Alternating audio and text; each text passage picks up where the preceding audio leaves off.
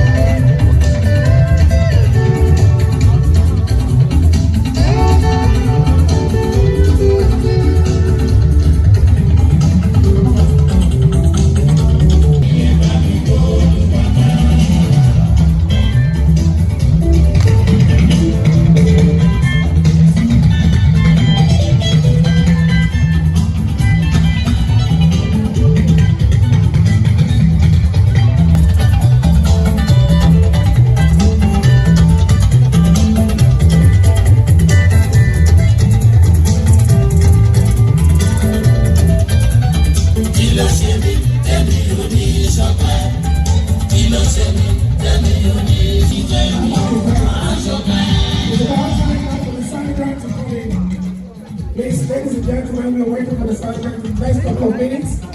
She will walk into this right now. And please, once again, like I said,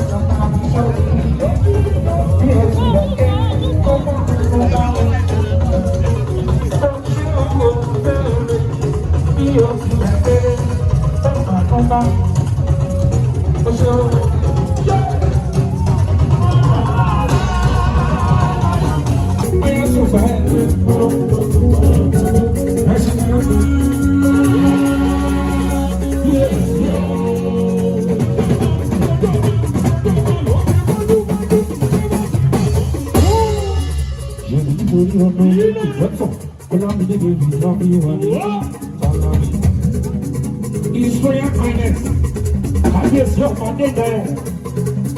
Ṣayọ, alágbàdo ọ̀gbàgbàdo tí wọ́n ní. Ọkọ lórí Bọ́lá Ṣadé yé mo bá rilé. Ẹ ṣe kàn án. Yes, yes.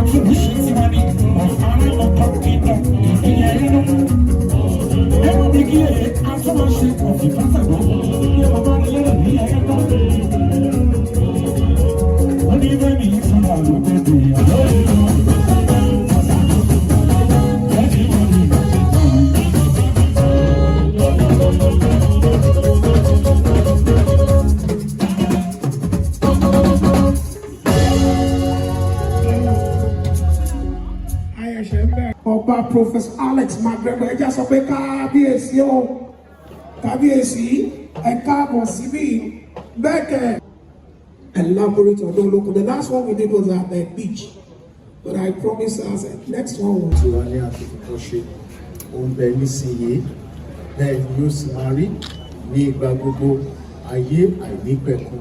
Àmín. Jehovah Jésù Kristi Michael mímọ́. Ọlọ́run tí ó pẹ́ àti iyẹ àdúpẹ́ nítorí pé àdá ọjọ́ náà tó àdúpẹ́ lórí orí kọ̀ọ̀kan tó mú débí láyà tàlàáfíà. Jehovah gbọ́pẹ́ wa ẹ̀mọ́gbà yín wa àti wá fẹ́ bẹ̀rẹ̀. Ọlọ́run ya gbogbo àgbègbè sí mímọ́, jẹ́ kẹ́mi mímọ́ rẹ kó jọba láàrin wa. Gbogbo ẹ̀yin rúdurùdu Olúwa lé síta, àlàáfíà kó jọba. Ọmọ rẹ tó fi joyè ọ̀run bá wa dìímú. Gbogbo àwọn bàbá màmá tó mú débí ọ̀run fún ọ lẹ́mìí gígùn. Lẹ́yìn ohun gbogbo kárayọ̀ mú délé. Jésù Olúwa wa. Àmín àmín àmín lórúkọ Jésù. Ẹ jẹ́ ká hallelujah méje fún Kristi. Hallelujah hallelujah hallelujah. Thank you very much. You are still in the season of the prayer. Now, special prayer for the celebrant. Baba wa.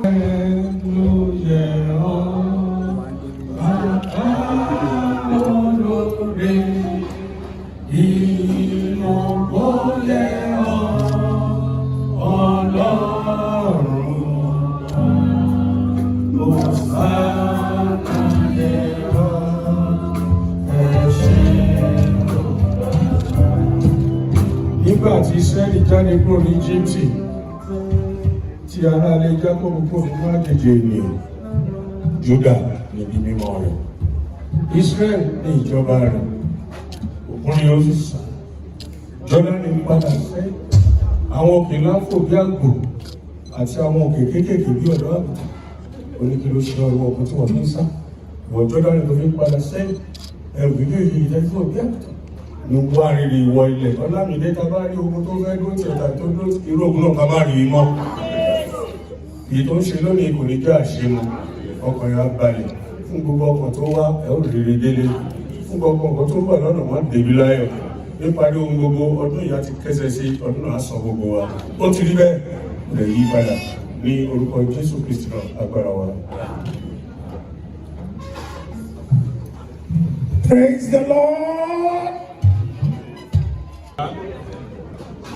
My colleague, Mr. Talabi and I greet all our well-wishers who have come here this evening to honor Honorable Dr. Olamide, Davies, Talabi.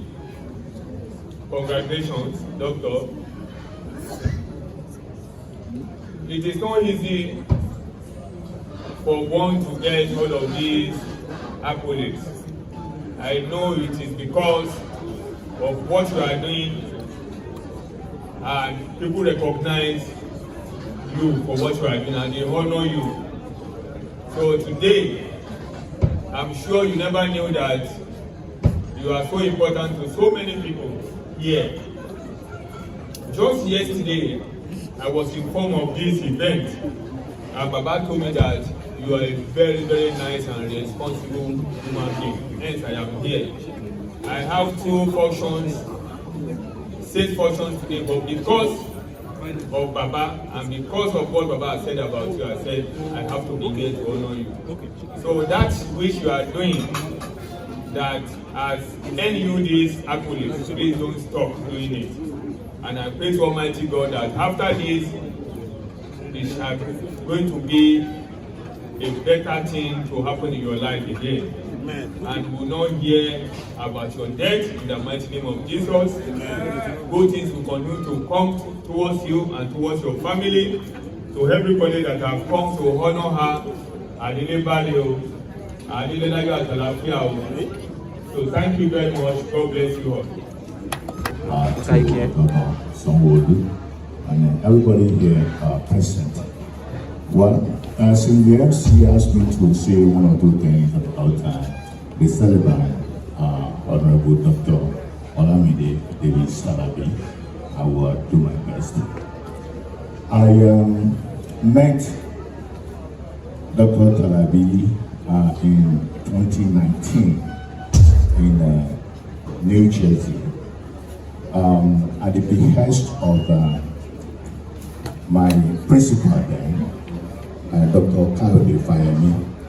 I was the essay on diaspora affairs at that time, and she had invited Dr. Fayemi's wife, Elulubisi Fayemi, to come to see the city of New Jersey and all of that, and also to give her an award. So we were going back and forth later until Elulubisi Fayemi actually accepted to be given an award. And we went to New York for the 2019 Hunger at that time. And that was how I met Dr. Talabi. Well, the show has already said the kind of personage that Dr. Talabi is. She's such a very supportive woman. Since that 2019, she had never ceased for 1 month to call me, to ask me how I was doing and all of that. Throughout the time that our tenure elapsed with Dr. Fayemi, she was also trying to find out how am I doing, how is Nigeria doing, I'm praying for you, you are going to go places, and on and on and on and on and that. And when the campaign for Asiwaju, now our president, started, and I was co-opted into the Directorate of the Diaspora Affairs as the head of media and publicity. Dr. Talabi also was very supportive. As a matter of fact, she went all ahead after we campaigned for Asiwaju's thing, and then the Akpabio campaign started, and I was in the Akpabio. And by the way, I am now, and for the support of Dr. Talabi, even to the extent of introducing me to Kabiyesi of Oramoko in case I'm going to have any problem getting an appointment with Akpabio. And I'm glad I did not have any problem. And now, by the grace of God, I'm the senior legislative aide to the Senate President on stakeholders engagement and mobilization. The support, I call Dr. Talabi my number one supporter, my number one cheerleader, because she's always trying to make sure that I meet this person, that person, and all of that. And I was like, oh, this one, I don't even know you. But you are this supportive, and please, I thank you. I thank you. And you are going to go places, no doubt about that. And whatever it is that we are going to do, we are going to be doing it together. I'm happy to be here, and I'll enjoy myself, and more grace to your airport. Thank you very much. Good evening, ladies and gentlemen. All protocols duly observed. I just want to let you know that Honorable Dr. Olamide Davies Talabi is a very, very brilliant lady. I've known her for close to 30 years now, and I witnessed the way she grew. But I can tell you one thing. Everything that she laid her hand upon is always very successful. She never failed once. She's a very highly spirited young lady. And I know one thing. For those of you that are here today to support this lady, I know the grace of God will be upon all of you. Because you come here today to support her, Evans will support you. I came all the way 10,000 miles just to witness what she's doing today. That tells you she's very special.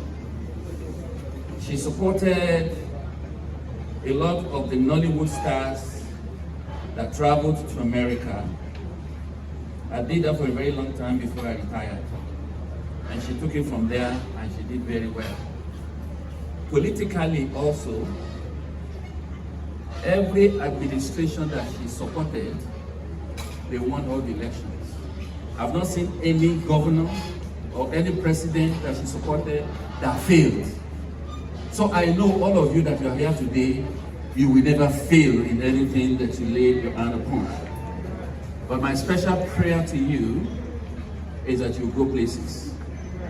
Every time I partner with her on any project or any assignment, is always a huge success. So you can see why I'm attached. So ladies and gentlemen, I want us to give her a wonderful 7 bosas. Bosa, bosa, bosa, bosa, bosa, bosa, bosa. For the Yei language and politicians, thank you very much, Honorable Dr. Mrs. Olamide Talabi. You will grow, you will succeed, you have long life and prosperity. Thank you. Moki. Lára àwọn gbajúgbajà òṣèré orí ìtàgé tó wà bí bàbá wa Alhaji Ẹ̀bùn Ọláìyá Igwe. Ẹ jẹ́ bá mi pàtẹ́wọ́ fún ọ. Ẹ bá mi pàtẹ́wọ́ fún ọ dáadáa. Bákan náà mo kí Alhaja Fausat Balógun. Ẹ bá mi pàtẹ́wọ́ fún àwọn náà. Màmá Eréko, ẹ káàbọ̀ sí àárín wa. I can't even understand the age of this beautiful damsel in the movie industry. They are always looking so pretty. Particularly Auntie Toyin. Auntie Toyin, permit me to call you Toyin today because you're looking good. Did you just call me my daddy? Thank you. Sorry. Bàbá wa tó gbà tó. Ṣẹ́kọ̀ọ́ Mágbẹ́gọ̀, olú orílẹ̀ ìlà Ẹ̀gbá.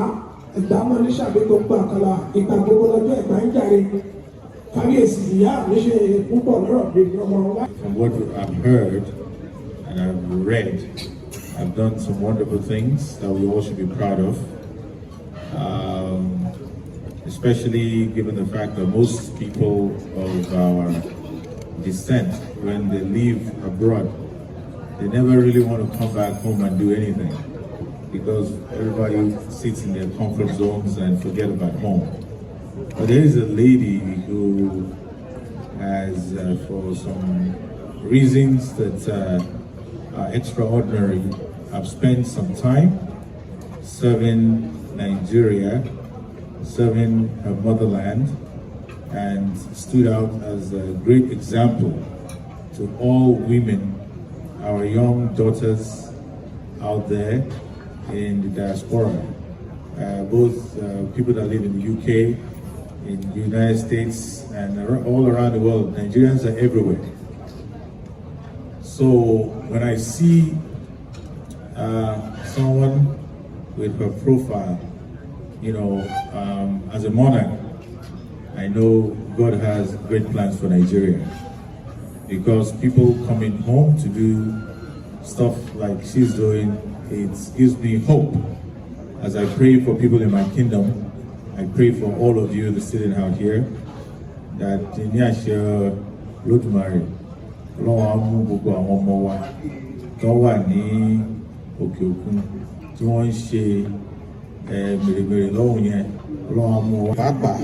on encouraging them, because what I see when I see a profile, she's Yeye of many kingdoms,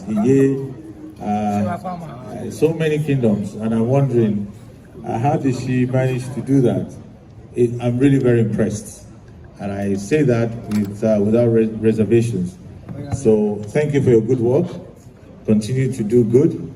Allah Olodumare will continue to lay the land, trail the blaze for you, clear the path for you to continue to trail the blaze that you've been doing, and give God Almighty thanks for your life and for the works that you've been doing. Eshe Odubel, thank you so much.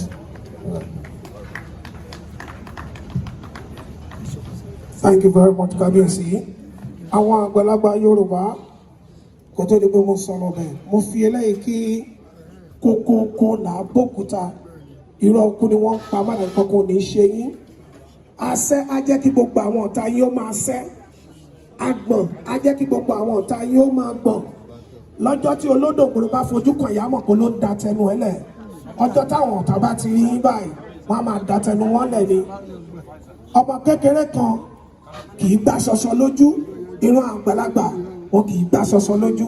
Èyí tó bá gbá ṣọṣọ lójú, ìpọ́n ló máa tẹ̀lé délé. Kábíyèsí, ẹ̀yin ti di àpáta, àwọn ọ̀tá yín dẹ̀yìn.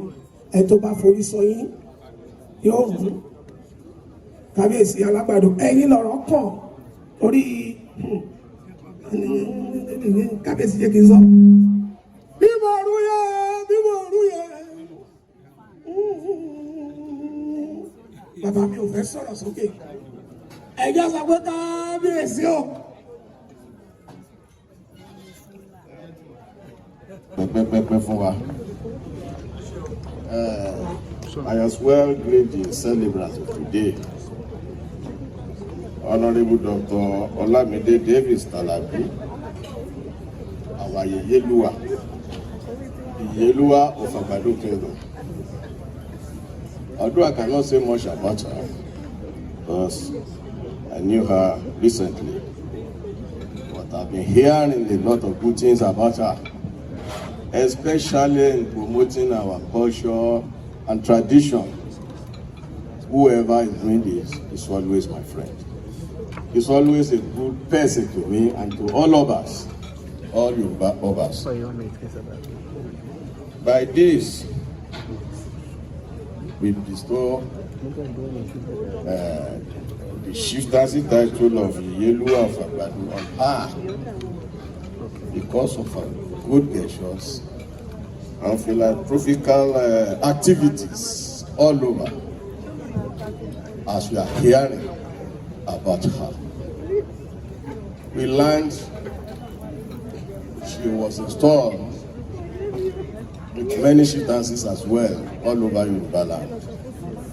The first day I saw her, I saw the qualities in her that, yeah, this woman, if I cannot say a lady, she's married,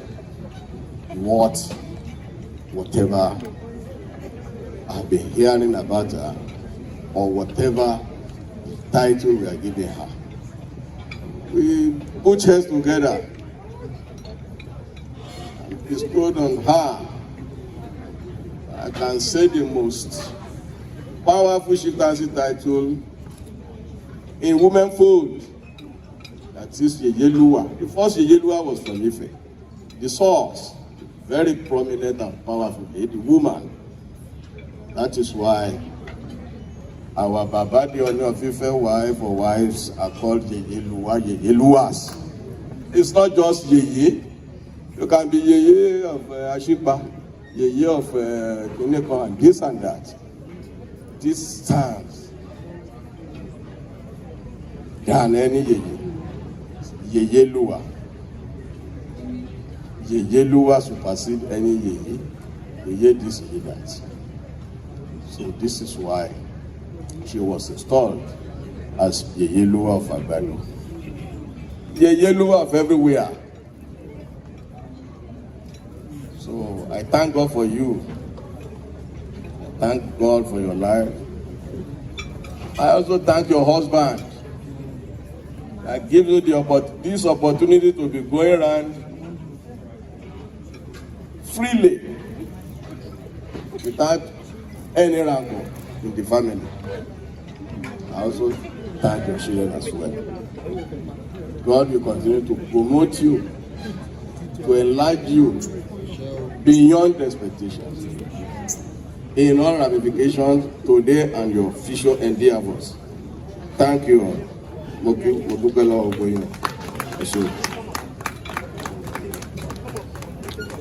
Lágbára Ọlọ́run, bànújẹ́ ò ní jẹ́ tẹnikẹ́ni. Ohun tó ń bẹ́ kí wàá ṣe níbi ọ̀tọ̀ yẹn ni mo ṣe fẹ́ ṣe. Wọ́n ní Abẹ́òkúta rè mí kí n padà kí n la sọ èdè torí rẹ̀ ní rí mo ṣe wà níbí. Wọ́n bá àsìkò kí ẹni bá jọ́ mọ́ Abẹ́òkúta níbí, àtẹni kò ṣọmọ Abẹ́òkúta. Kí n tètè finish. Olórí Àjàláyé Fọláṣadé.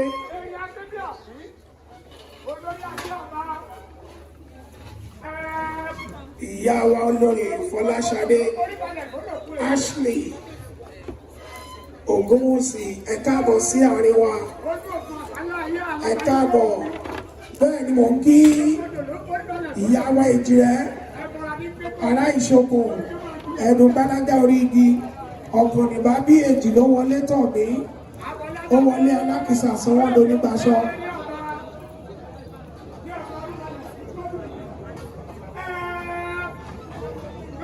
Bisi Ologe, thank you very much. Ladies and gentlemen, now, Honorable Femi Ogunbanwo, member, House of Rep, Ijebu Federal Constituency. Thank you very much. Thank you very much. Olowo Soke. Olowo Shebi Oba, please come here. For the words of His Imperial Majesty from the mouth of the Olori, our own Fọláṣadé Ashley Ògúnwùsì. Ẹjọ́ lẹ́kọ̀ọ́ sí ẹjọ́ sọ pé kábíyèsí o. Olórí, mo kí ẹkú àdúró tí ọlọ́fin nǹkan kò ní ṣe ní o. Ẹ máa pẹ́ Olúyẹyẹ ń tiẹ́. Ẹ máa pẹ́ Olúyẹyẹ ń tiẹ́.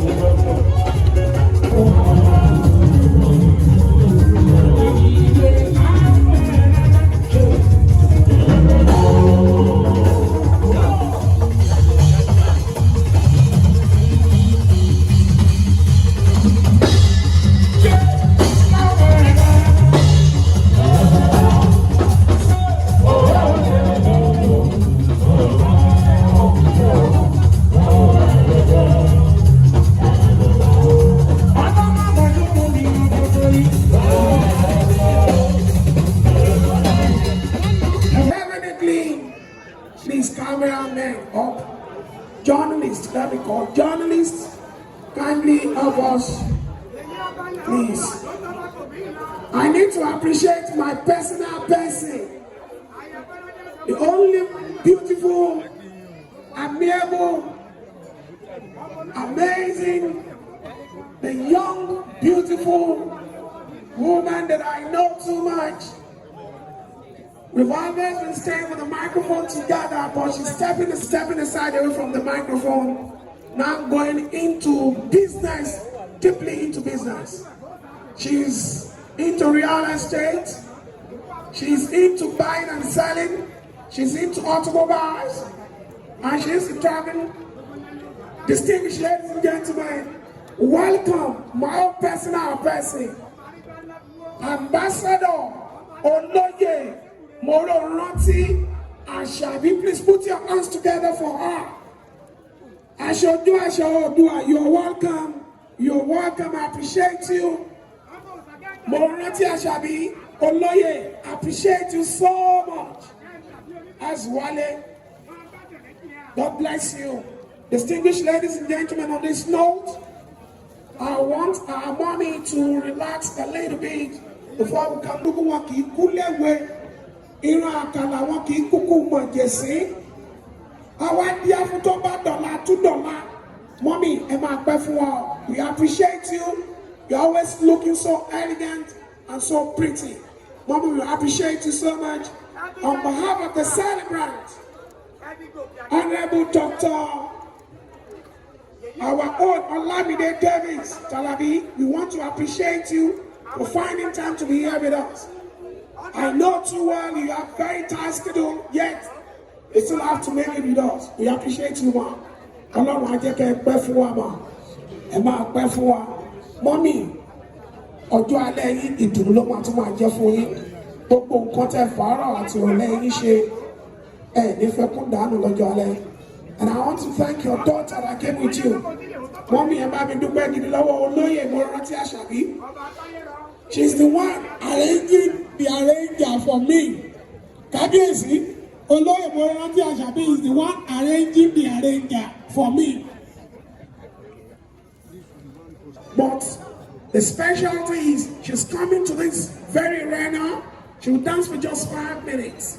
She said she wants the DJ to play for her. She will dance for just 5 minutes, and after 5 minutes, Femi Sola will take the stage. Femi Sola has been with you for the past almost 10 years. You guys are 10 years, 13 years. And I must confess to you,